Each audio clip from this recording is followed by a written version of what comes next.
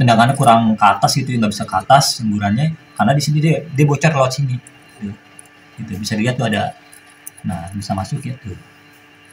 Inilah kadang-kadang yang nggak diperhatiin oleh mekanik-mekanik, sehingga kelemahan pompa oli ini tidak dilihat.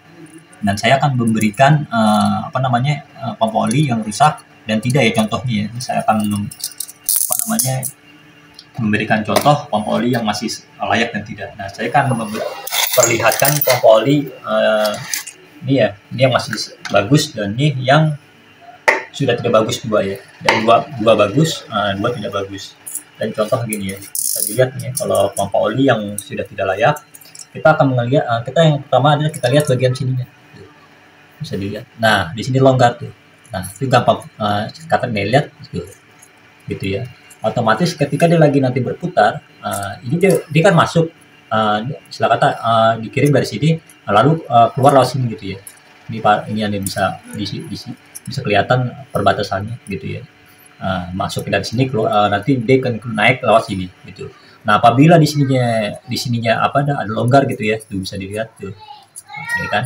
Nah, ini dia akan ngepost di sini. Sekalipun di baut pun tetap dia kan ada baut dua juga. Karena di sini cuma satu gitu kan, dia kan, jadi dia di sini nggak ada yang jagain. Jadi dia agak mangap sedikit. Nah, disitulah nanti yang membuat semburannya berkurang. Nah, ini saya contoh nih gitu tadi barusan kan yang ini sama juga tuh bisa dilihat, dia gampang udah masuk tuh. Kalau di sini kan nggak mungkin ada baut ya, tekan-tekan. Tapi yang di atas sini kan nggak ada baut, gitu ya. Gitu. Nah, dia di sinilah lemahnya dia, gitu.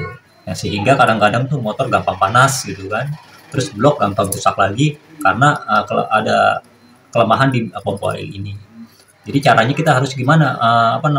Ketika pompa oli seperti kayak gini gitu kan, kita dicek gitu kan. Ya, assalamualaikum warahmatullahi wabarakatuh, teman-teman. Kembali lagi ke channel Bila Sadila Sol GT125. Nah, kini ada lagi kedatangan customer ya gitu ya. Customer Sol GT125 yang keluhannya adalah sering mengganti blok gitu ya. Ciri-cirinya gitu, sering rusak bloknya gitu kan. Dalam hitungan 2 bulan 3 bulan tuh udah mulai ngebul lagi gitu kan, atau berisik lagi gitu. Gitu kan. Setelah saya cek ternyata itu ada masalahnya di bagian semburan oli gitu ya, yang tidak bekerja dengan maksimal dari pompa olinya. Nah, kita akan membuka bagaimana caranya untuk melihat keadaan pompa oli tersebut. Ya.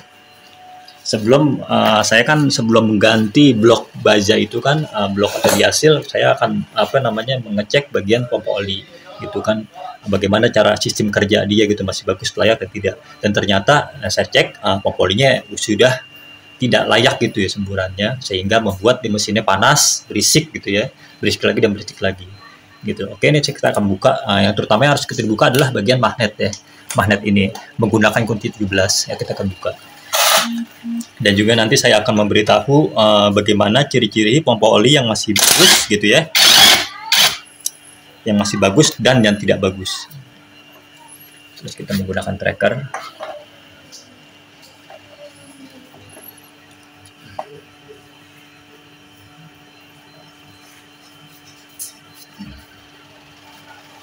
Kalau ingin membuka magnet ini kita harus menggunakan tracker ya, bagian kunci 39.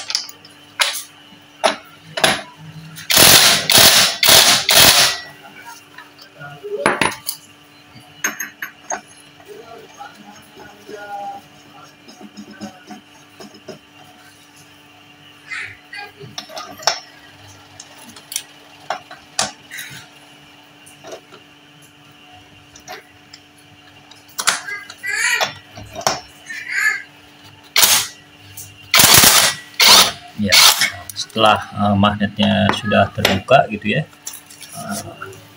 kita membuka bagian spoolnya dan menggunakan kunci L, karena pompa oli ada di dalam di balik spool ini ya. Jadi kalau kita ingin membuka pompa oli ya, terutama kita harus membuka bagian magnet dulu dan spool.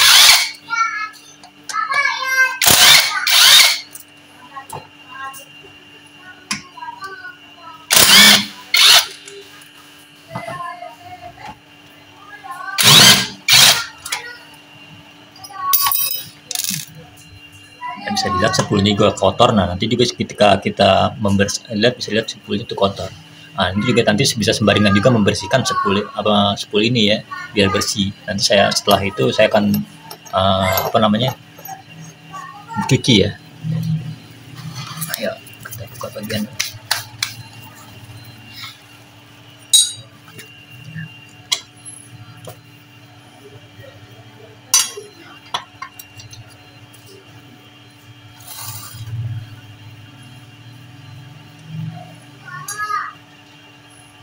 sering terjadi umumnya kalau pompa oli itu udah semburannya sudah jelek gitu atau tidak berfungsi gitu kan, sekalipun bisa berfungsi tapi dia semburannya kurang bagus, itu kebanyakan ciri-cirinya adalah mesin gampang panas gitu. Jadi kalau yang ada sekiranya ini ada penyakit yang seperti itu, ciri-cirinya mesin gampang panas gitu ya, dan blok sering rusak gitu, baru berapa bulan sudah rusak lagi. Nah itu bisa juga disebabkan dari pompa oli. Nah kita akan mengecek bagian pompa olinya. Ini bisa dilihat di sini ada pompa oli. Nah kita akan buka pompa oli menggunakan obeng ya.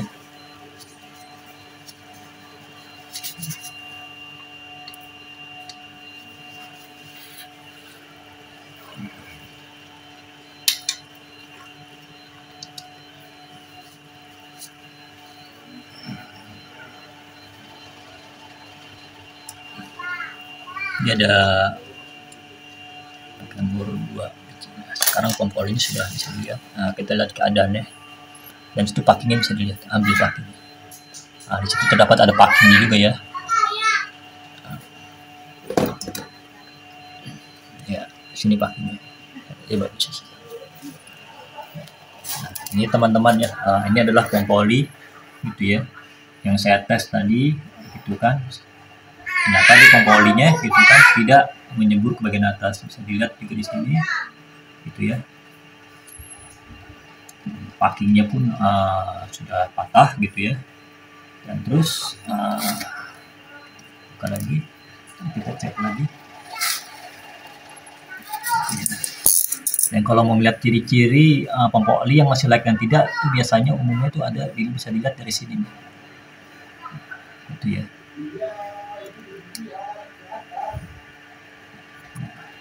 Itu bisa lihat dari kerenggangan sininya nih. Nah itu ya, dia bisa masuk tuh dari ini ya, ciri-cirinya dia agak longgar. Jadi kenapa dia bisa begitu ya, bisa kurang tendangannya kurang ke atas gitu, nggak bisa ke atas semburannya, karena di sini dia bocor lewat sini tuh. Gitu bisa dilihat tuh ada, nah bisa masuk ya tuh. Inilah kadang-kadang yang juga diperhatiin oleh mekanik-mekanik, sehingga kelemahan pompa oli ini tidak dilihat. Dan saya akan memberikan pompa oli yang rusak dan tidak ya, contohnya ya. Saya akan memberikan contoh pompa oli yang masih layak dan tidak. Nah saya akan memperlihatkan pompa oli ini yang masih bagus, dan ini yang sudah tidak bagus dua ya, dan dua bagus, dua tidak bagus. Dan contoh gini ya, bisa dilihat nih kalau pompa oli yang sudah tidak layak, kita akan melihat, kita yang pertama adalah kita lihat bagian sininya, bisa dilihat. Nah di sini longgar tuh, nah itu gampang katakan lihat gitu ya. Otomatis ketika dia lagi nanti berputar, ini dia kan masuk, istilah kata dikirim dari sini, lalu keluar lewat sini gitu ya. Ini ada bisa kelihatan perbatasannya gitu ya. Masuk dari sini, nanti dia akan naik lewat sini gitu. Nah apabila di sininya ada longgar gitu ya, tuh bisa dilihat tuh, ini kan. Nah ini dia akan ngempos di sini, sekalipun di baut pun tetap dia kan ada baut dua juga, karena di sini cuma satu gitu kan, ya kan. Jadi dia di sini nggak ada yang jagain, jadi dia agak mangap sedikit. Nah disitulah nanti yang membuat semburannya berkurang. Nah ini saya contohnya gitu tadi barusan kan ya, ini sama juga tuh, bisa dilihat dia gampang udah masuk tuh. Kalau di sini kan nggak mungkin ada baut ya, tekan-tekan. Tapi yang di atas sini kan nggak ada baut gitu ya. Gitu. Nah dia di sini lah lemahnya dia gitu. Nah sehingga kadang-kadang tuh motor gampang panas gitu kan. Terus blok gampang rusak lagi karena ada kelemahan di pompa oil ini. Jadi caranya kita harus gimana, ketika pompa oli seperti kayak gini gitu kan, kita dicek gitu kan. Nah kita harus mengganti pompa olinya. Biasanya tuh kerusakan pompa oli tuh dilemahnya di umur 5 tahun sampai 6 tahun. Jadi nggak ada salahnya kalau motor tuh kita umur 6 tahun tuh diganti aja pompa olinya gitu, yang baru gitu. Nah, ini sih contohkan yang masih normal. Nah, ini kan masih normal ya dua, dan ini tidak normal. Dan kita bisa lihat nih ya.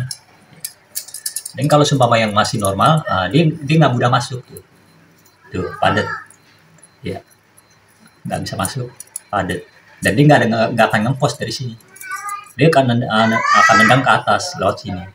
Dan bisa dilihat juga nih, bisa lihat ketika kita masukin di sini olinya, nah dia akan transfer ke sebelahnya, tuh, ya tuh bisa dilihat ya ada di sini. Dan kalau semama di sininya apa namanya ngempos, dia akan nanti keluar lewat sini, sehingga seperti kayak keran gitu kan, suka ada yang bocor. Nah itu jadi semprotannya kurang kurang apa kurang kencang gitu. Dan sama nih juga, ini masih normal nih gitu ya, bisa dilihat. Nah, ciri-cirinya lagi kalau kita giniin lagi sebelah sini gitu ya, kita kasih oli sebelah sini, dan dia nanti akan disedot di sini, nah kekirim tuh sebelahnya. Nah dari situlah nanti pas putaran itu dia akan tendang sana. Dan itu penyebab pompa oli jebol begini ya, yang atau rusaknya kan jebolnya, itu biasanya ada kemampatan di bagian head apa di mana gitu kan, sehingga tekanan yang diberikan terlalu kencang, dia kan nggak bisa keluar nih ke sana gitu kan, karena mampat gitu ya, karena di putaran kerangkasnya kencang gitu, sehar gitu kan, nah akhirnya dia akan bocor di sini langsung gitu, meledak di sini, anggaplah gitu. Keluar langsung lewat otomatis ke sini, thread gitu, kepaksa. Karena kenapa, dia nggak bisa keluar ke sana, akhirnya dia keluarnya lewat sini gitu, sehingga dia akhirnya terjadi mangap di sini tuh, bisa dilihat tuh. Lebih baik sebenarnya kalau seumpama oli itu ya, calon oli itu lebih baik dilancarin sehingga dinya nggak jebol di sini. Ini biasanya umumnya kayak gini tuh istilah kata ada kemampatan di jalur oli, sehingga tekanan yang harusnya tuh keluar ke atas kehambat gitu kan. Otomatis kan di sini putaran mesin lagi kencang-kencangnya gitu ya, lagi mompa, kehadang kan, mampet gitu ya gitu, akhirnya di sini jebol lah pas ini gitu. Nah kita akan ganti juga umpama gini ya. Adapun juga nanti kan di sini ada packing ya, packing pompa olinya. Dan ini juga harus diganti. Kebanyakan juga sekalipun pompa olinya masih bagus, tapi kalau packingnya jelek, seperti kayak patah-patah seperti kayak gini gitu. Dan contoh nih yang barusan yang tadi packingnya ini, bisa lihat dipatah juga kan. Karena itu mungkin karena gara-garanya ini pompa oli sering udah jebol gitu. Jadi pada packing pada ini. Dan ini juga istilah kata nih, ini harus diganti baru ya, dengan kode ini gitu. Pakai M3 Solvay sama aja gitu. Ini packingnya. Nanti juga saya akan berikan linknya lah gitu kan, baik pompa oli dan packingnya gitu. Oke, nah kita akan pasang nih ya pompa oli yang baru gitu kan, yang dan packingnya juga.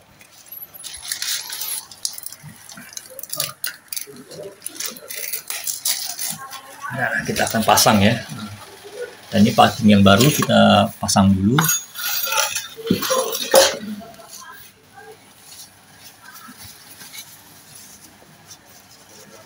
Pasangnya seperti kayak tadi lagi ya, seperti kita menyempot gitu kan. Dan di sini juga ada kayak bos kecil gini, jangan sampai jatuh. Itu kan tetap ada di sini.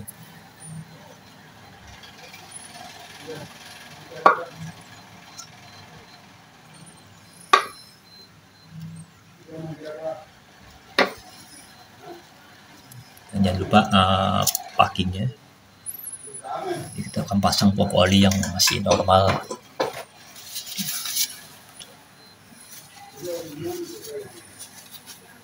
Dan bisa dilihat di sini ada, jangan sampai salah ya, di sini ada baut yang bawah ini, di posisi ada di bawah sini. Nah, nanti di sini akan masuk di sini gitu. Dia kan bisa kelihatan tuh. Nah, dia akan ada knotnya gitu.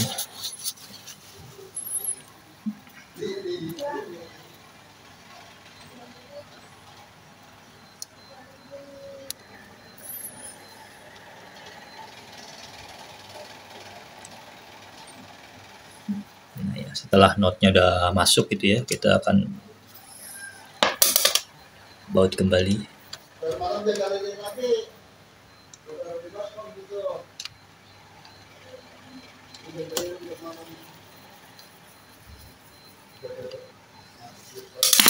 dan terus yang satu lagi kita akan pasang.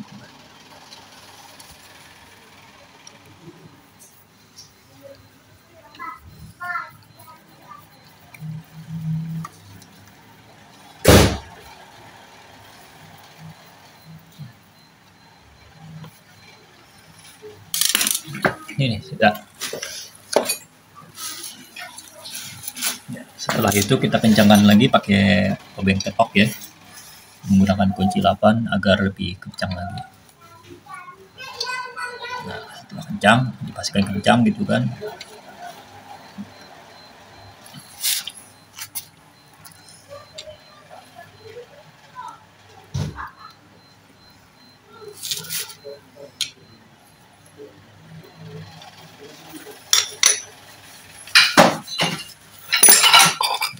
Pasang ini baru ya, kita akan pasang kembali, kita susun.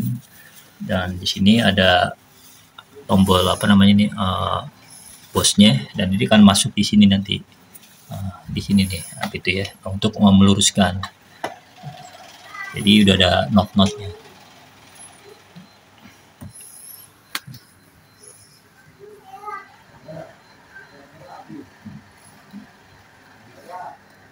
Masukinnya pelan-pelan ya, soalnya ada seal kertas, kalau bisa sealnya itu diganti.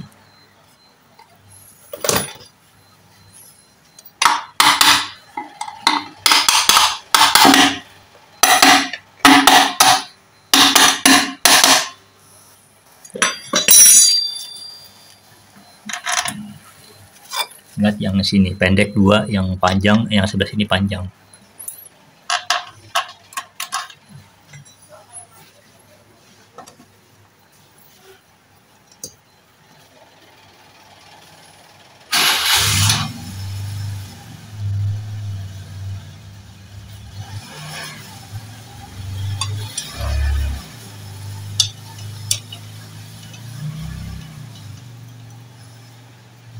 Oke, setelah ini sudah terpasang, kita akan memasang bagian spoolnya ya. Ya, kita akan masang spool gitu ya.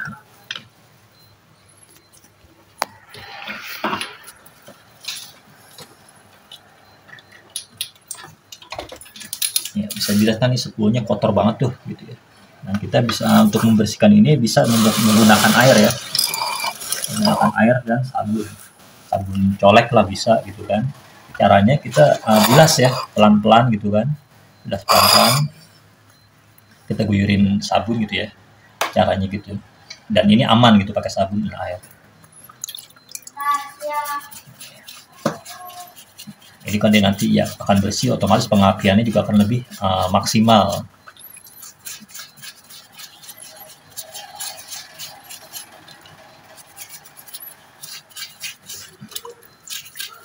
Bisa dilihat tuh ya, agak bisa gelap. Nah, ini juga bisa salah satu yang menyebabkan itu suka berbet juga gitu kan, karena pengapiannya dari 10 itu kurang gitu. Dan bisa juga lebih inilah, kalau dibersihin lebih karena lebih mantap.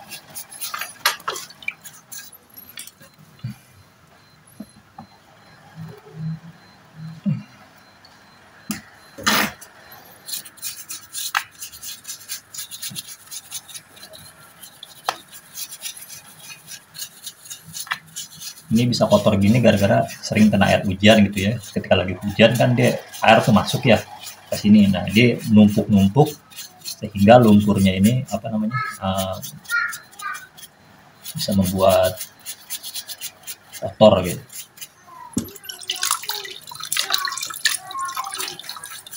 Bisa kita bersihkan ya. Bisa lebih enak dilihatnya.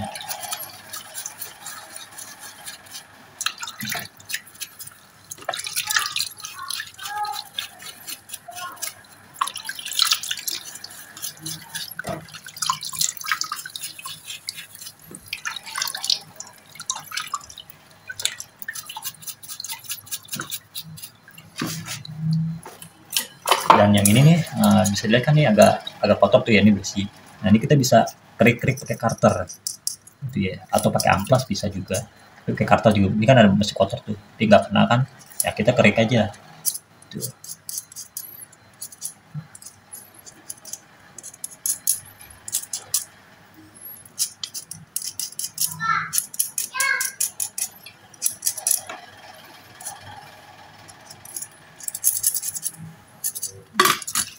Nah, itu kita bilas-bilas lagi.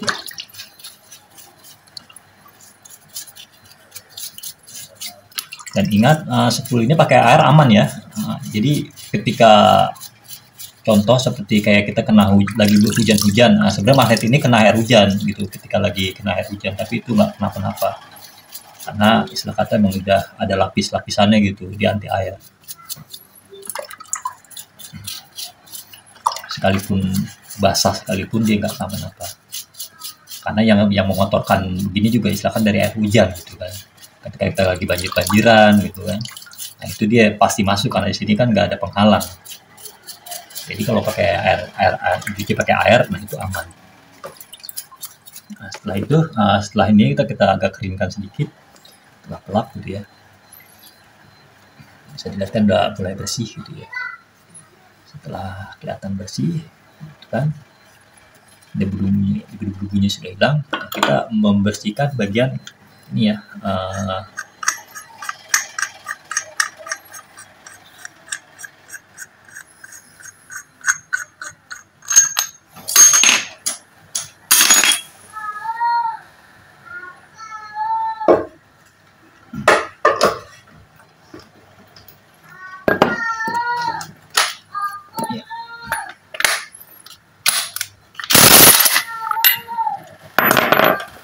bisa dilihat mereka juga banyak kotoran tuh gitu ya, di bagian apa namanya,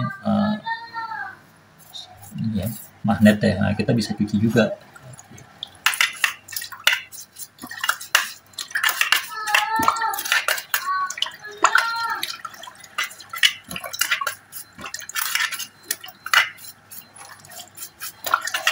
Gunakan sabun ya, apa aman.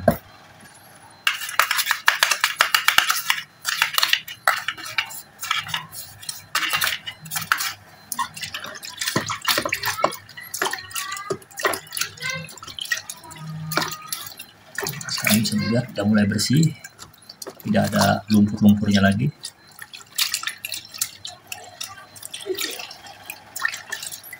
Gitu ya. Kita lap ya. Nanti sebelum dipasang dikeringkan dulu ya, biar lebih ini dilap, dikeringkan gitu. Sambil kita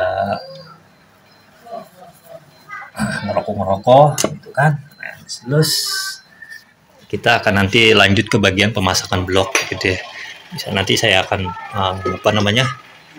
lanjut pemasangan blok baja ini, gitu kan. Kita ada siapin nanti blok-bloknya gitu kan. Nah, ini blok baja ini gitu kan, sengaja saya buat blok baja tebal gitu ya. Nah, itu kalau sudah pakai blok ini gitu kan, nah itu dijamin 20 tahun tuh nggak bakal ganti blok-blok lagi gitu kan, udah pasti aman gitu. Adapun dia rusak di 5 tahun atau 10 tahun ke depan gitu kan, tinggal naik overseas saja gitu. Kayak kita akan lanjut ya kan, nanti pemasangan blok dan kita keringkan nih dulu ya. Setelah saya keringkan ya kan, kisaran 20 menit atau 3,5 jam gitu, terus baru kita pasang.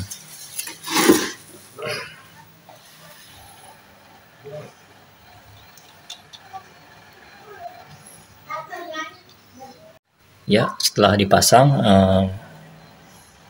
baut-bautnya yang harus diperhatikan di sini adalah ada sepi ya di sini. Nah, itu nanti mangkok magnetnya ini, di sini kan ada juga tuh buat lubang sepinya. Itu harus dipaskan ya, pemasangannya ya.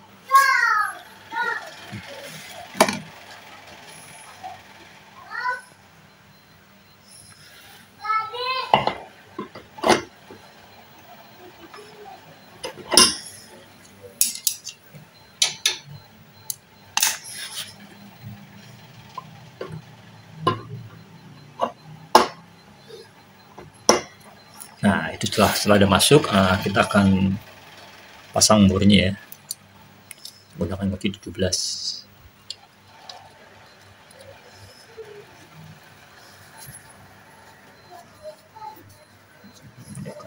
akan nyangkutnya. Bisa menggunakan kunci biasa atau pakai menggunakan impact.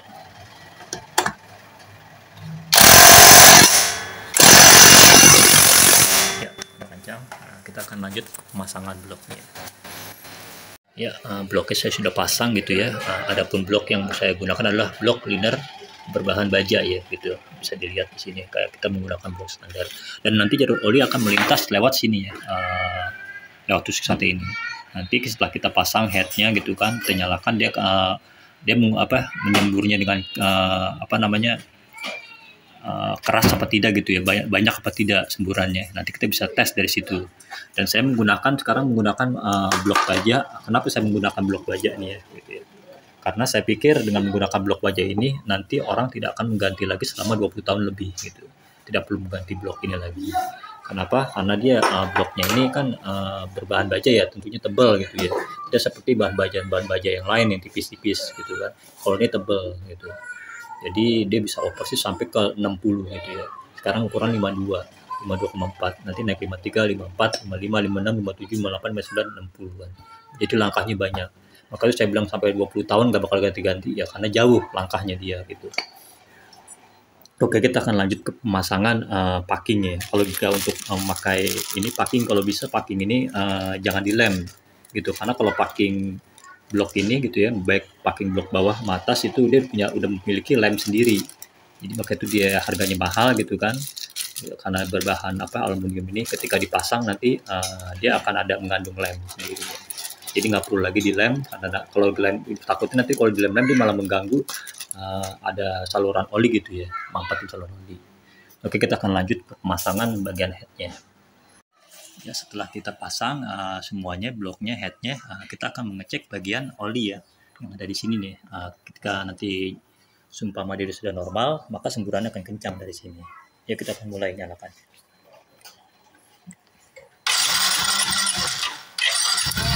Nah, ya, kita lihat keluar otomatis ya. Itu kan bisa dilihat. Setelah itu ketahui semburannya kencang, yang harus kita perhatiin lagi adalah bagian tutup head ini ya. Gitu ya. Di sini kan ada saluran oli lagi yang menuju ke sini ya. Kalau bisa nih dibor ukuran 2 mm, 2 atau 3 atau 4 mm yang bagian sininya. Nanti akan keluar lewat sini dia nyemburnya. Yang di sini nggak boleh kecil. Kalau kecil nanti akan mudah mampat. Sementara di sana kan udah gede gitu ya di sini ya. Itu kan ukurannya hampir ke lebih dari 5 mm. Nah, kalau di sini kecil nanti dia akan mampat di sini. Nah, setelah kita ada bor di sini, yang harus kita perhatiin adalah karet ini ya, karet apa namanya? Karet head. Bisa dilihat, nah dia nggak boleh begini ya. Kalau seumpama mencong begini, nah gitu ya. Tuh, bisa dilihat. Kalau seumpama, ya, ini kan mencong tuh ya, posisinya nggak lurus gitu ya. Nah, itu nggak boleh. Ini nanti akan ngepos di sini nih, gitu. Di sebelah sini nih ngepos ke sini. Nah, yang normal adalah yang seperti kayak gini nih. Saya akan lihat. Nah, ini yang normal.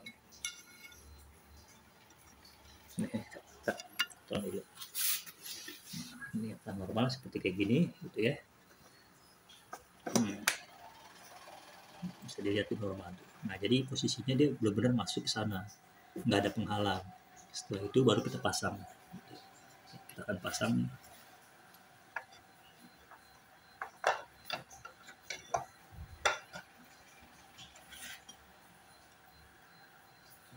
Masanya harus hati-hati ya, jangan sampai miring. Karena sama kalau miring dia akan bocor. Setelah tidak begini, kita akan bautkan.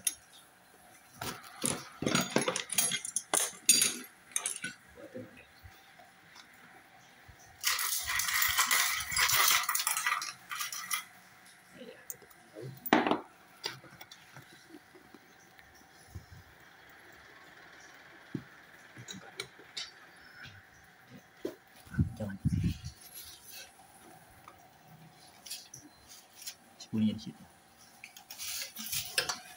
Kalau ngencengnya jangan terlalu kencang-kencang banget, karena dia udah ada packingnya, jadi kencengnya cukup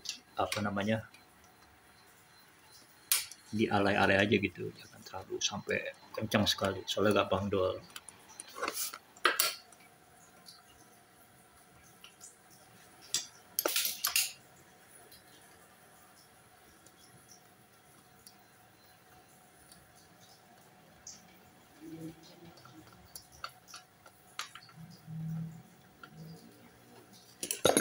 kencangkan ya. Kencangnya perlahan-lahan ya, jangan terlalu langsung dikencangin banget. Saat kiranya udah terlihat kencang gitu, padat.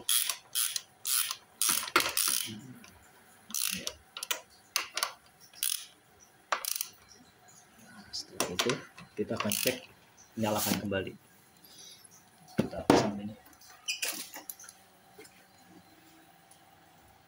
Ya, kita akan nyalakan.